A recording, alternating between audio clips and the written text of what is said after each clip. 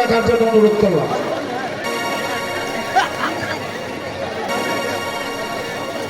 পক্ষ থেকে বাংলাদেশ জাতীয়তাবাদী দলের পক্ষ থেকে অভিনন্দন জ্ঞাপন করছি।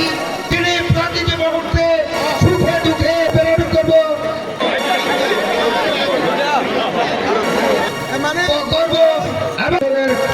অন্যতম নেত্রী রাবড়ি আক্তার আমাদের মধ্যে